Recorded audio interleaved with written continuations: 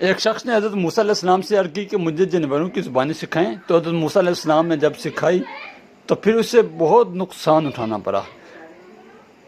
بسم اللہ الرحمن الرحیم۔ السلام علیکم ورحمۃ اللہ وبرکاتہ۔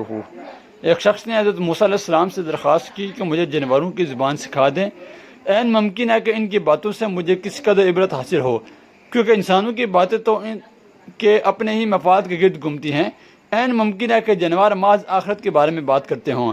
حضرت موسیٰ علیہ السلام نے اسے منع فرمایا اور یہ بھی فرمایا کہ یہ عمل تیرے لیے خطرناک ثابت ہو سکتا ہے، لیکن وہ بضد رہا۔ بالآخر حضرت موسیٰ علیہ السلام نے اللہ تعالیٰ سے رجوع کیا۔ اللہ تعالیٰ نے حکم دیا کہ ایسے جانوروں کی زبان سکھا دو۔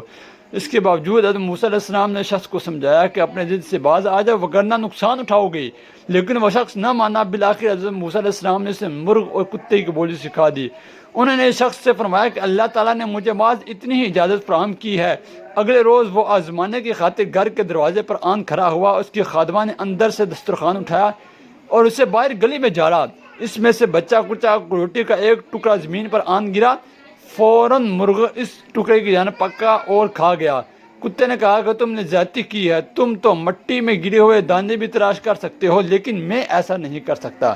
اگر تم روٹی کا یہ ٹکڑا میرے لیے چھوڑ دیتے تو میں اسے کھا کر اپنی بھوک کسی قدر مٹا سکتا تھا۔ مرغ نے کہا تم فکر نہ کرو، کل مالک کا گھوڑا مر جائے گا اور تم گوشت سے لطف اندوز ہوں گے۔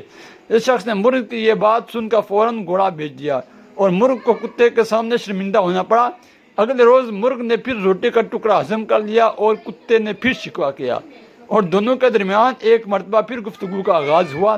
مرغ نے کہا کہ مالک نے گھوڑا فروخت کر دیا تھا اور وہ نئے مالک کے پاس جا کر موت سے ہمکنار ہو گیا ہے، لیکن تم فکر نہ کرو، کل اس کا خچر مر جائے گا اور تم پیٹ بھر کر گوشت کھانا۔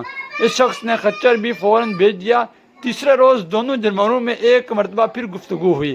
کتے نے مرغ سے کہا کہ تم جھوٹے ہو اور اگر میں تمہارے پیچھے لگا رہا تو بھوک سے مر جاؤں گا۔ مرغ نے جواب دیا مالک نے خچر بیچ دیا اور وہ نئے مالک کے پاس جا کر مر گیا، لیکن کل اس کا غلام مر جائے گا اور کتوں اور بیکاریوں میں روٹیاں تقسیم ہوں گی، تم بھی خوب پیٹ بھر کر کھانا۔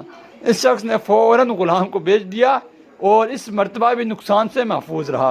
وہ بہت خوش تھا کیونکہ جانوروں کی بولی سیکھنے کی وجہ سے وہ مسلسل نقصان سے بچتا چلا آ رہا تھا۔ اگلے روز کتے نے پھر مرغ سے شکوہ کیا کہ اسے جھوٹوں کے سردار، تم کب تک میرے ساتھ جھوٹ بولتے رہو گے؟ مرغ نے کہا کہ میں اور میری قوم جھوٹ نہیں بولتے۔ مرغ نے مزید کہا کہ اے کتے تم فکر نہ کرو، کل مالک بذات خود مر جائے گا، اس کے علاوہ یقین گائے ذبح کریں گے اور تم خوب مرغن غذا کھانا۔ اس شخص نے جب مرغ کے منہ سے اپنی موت کی خبر سنی تو فوراً حضرت موسیٰ علیہ السلام کے پاس پہنچا۔ انہوں نے فرمایا کہ تم جس طرح دوسری چیزیں بیچ کر نقصان سے محفوظ رہے ہو، اسی طرح اپنے آپ کو بھی بیچ دو۔ موسیٰ علیہ السلام نے کہا اللہ تعالیٰ کی قضا قدر نہیں ٹلتی، لیکن میں اللہ تعالیٰ سے یہ دعا کروں گا کہ تیرا خاتمہ ایمان پر ہو۔